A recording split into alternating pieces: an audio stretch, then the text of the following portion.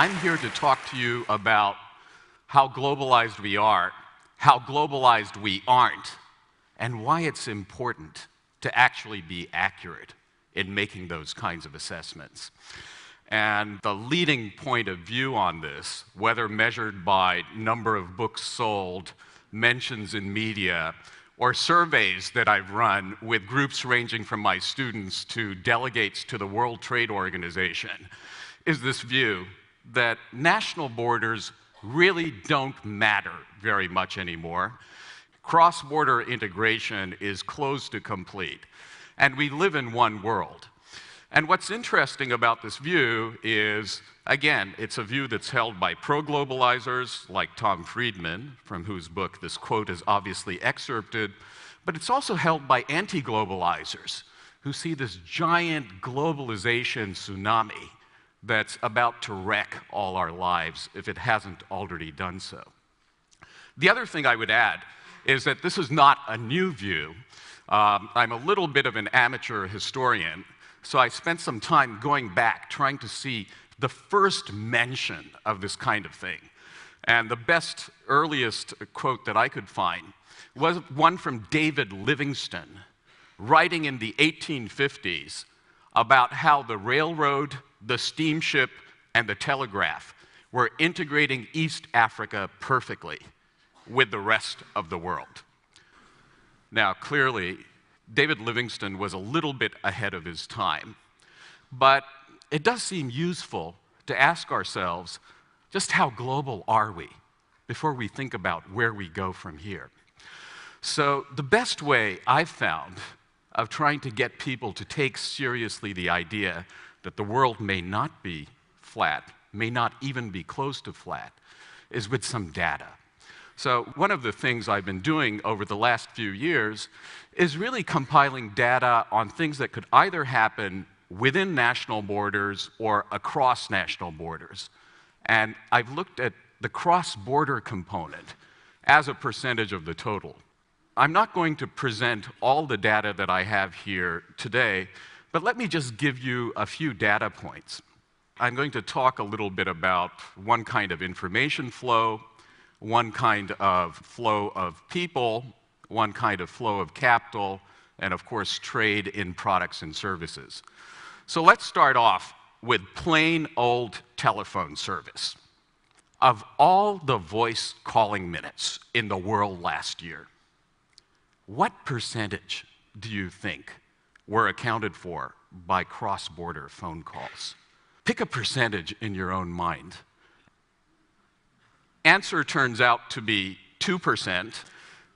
If you include internet telephony, you might be able to push this number up to 6 or 7%, but it's nowhere near what people tend to estimate. Or let's turn to people moving across borders. One particular thing we might look at in terms of long-term flows of people is what percentage of the world's population is accounted for by first-generation immigrants. Again, please pick a percentage. Turns out to be a little bit higher. It's actually about 3%. Or think of investment. Take all the real investment that went on in the world in 2010. What percentage of that was accounted for by foreign direct investment? Not quite 10%. And then finally, the one statistic that I suspect many of the people in this room have seen, the export to GDP ratio. If you look at the official statistics, they typically indicate a little bit above 30%. However, there's a big problem with the official statistics in that if, for instance, a Japanese component supplier ships something to China to be put into an iPod, and then the iPod gets shipped to the US, that component ends up getting counted multiple times. So nobody knows how bad this bias with the official statistics actually is. So I thought I would ask the person who's spearheading the effort to generate data on this, Pascal Lamy, the director of the World Trade Organization, what his best guess would be of exports as a percentage of GDP without the double and triple counting, and it's actually probably a bit under 20% rather than the 30% plus numbers that we're talking about. So it's very clear that if you look at these numbers, or all the other numbers that I talk about in my book, World 3.0, that we're very, very far from the no border effect benchmark, which would imply internationalization levels of the order of 85, 90, 95%. So clearly, apocalyptically minded authors have overstated the case. But it's not just the apocalyptics, as I think of them, who are prone to this kind of overstatement. I've also spent some time surveying audiences in different parts of the world on what they actually guess these numbers to be. Let me share with you the results of a survey that Harvard Business Review was kind enough to run of its readership as to what people's guesses along these dimensions actually were. So a couple of observations stand out for me from this slide. First of all, there is a suggestion of some error. Okay. Second, these are pretty large errors for four quantities whose average value is less than 10%. You have people guessing 3, 4 times that level.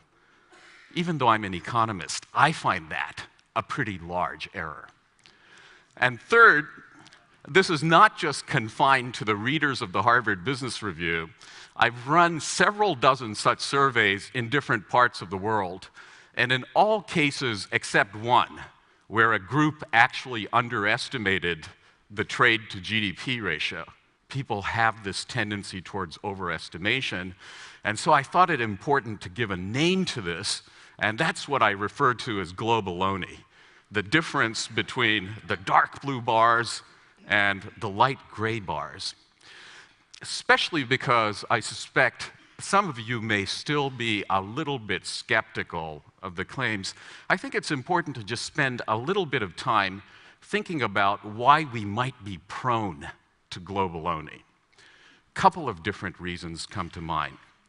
First of all, there's a real dearth of data in the debate. Let me give you an example. When I first published some of these data a few years ago in a magazine called Foreign Policy, one of the people who wrote in, not entirely in agreement, was Tom Friedman. And since my article was titled Why the World Isn't Flat, that wasn't too surprising. What was very surprising to me was Tom's critique, which was, Ghemawat's data are narrow. And this caused me to scratch my head, because as I went back through his several hundred-page book, I couldn't find a single figure, chart, table, reference, or footnote. So my point is, I haven't presented a lot of data here to convince you that I'm right, but I would urge you to go away and look for your own data to try and actually assess whether some of these hand-me-down insights that we've been bombarded with actually are correct.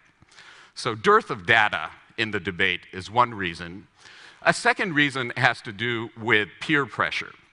I remember I decided to write my Why the World Isn't Flat article because I was being interviewed on TV in Mumbai.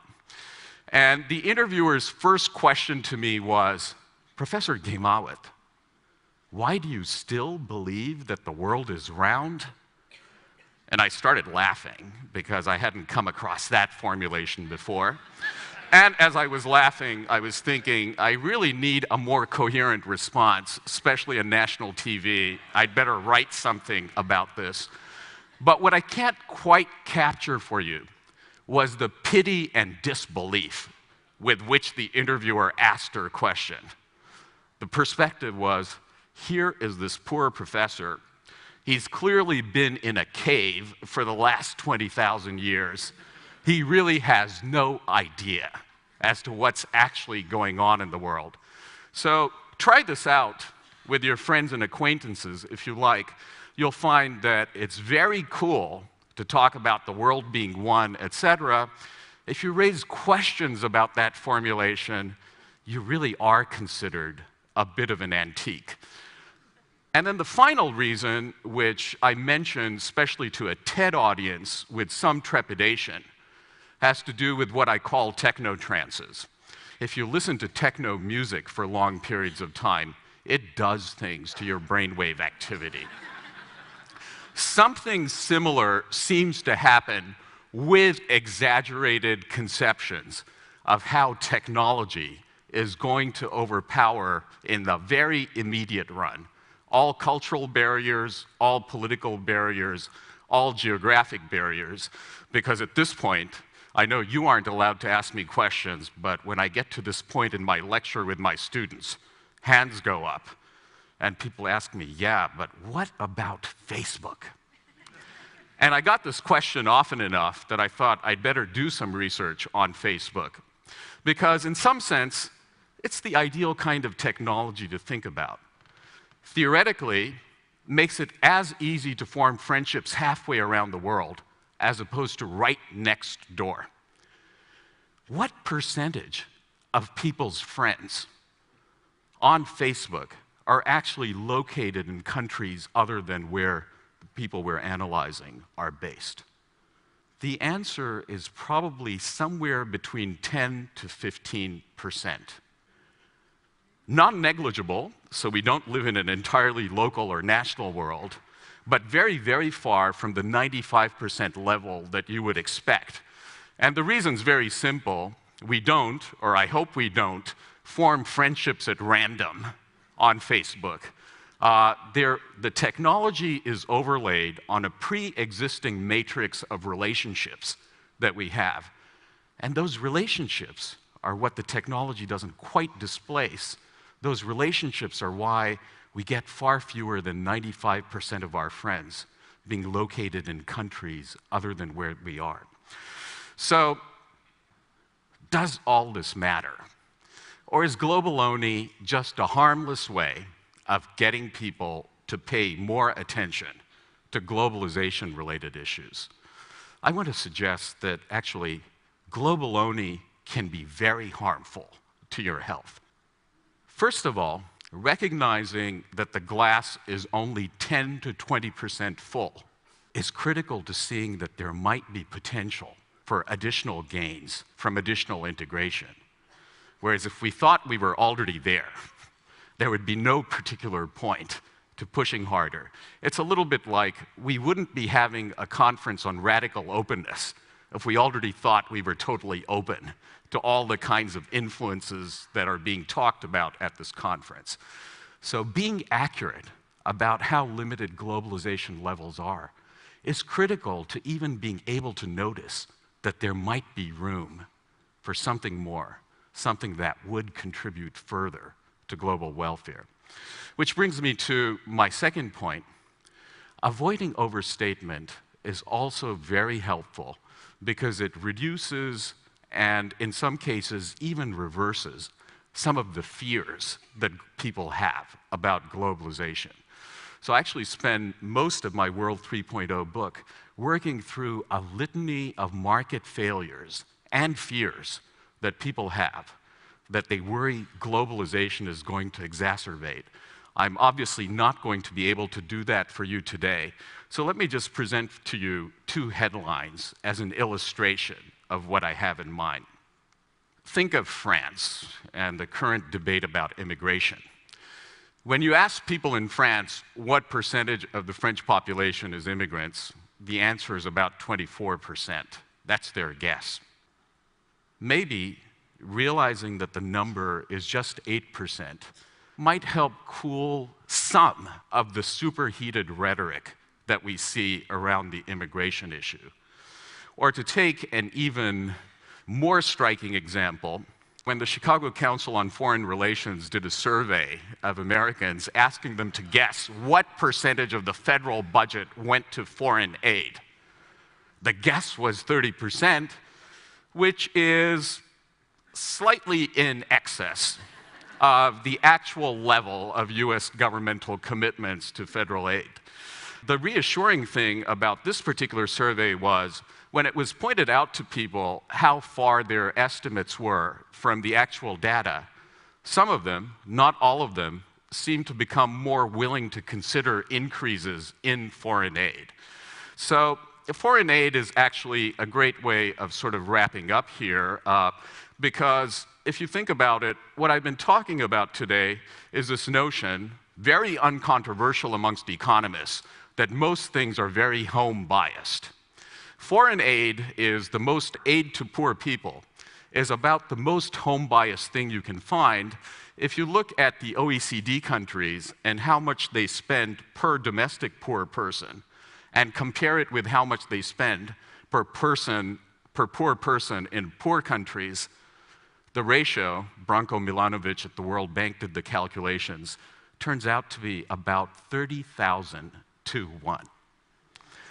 Now, of course, some of us, if we truly are cosmopolitan, would like to see that ratio being brought down to 1:1. I'd like to make the suggestion that we don't need to aim for that to make substantial progress from where we are.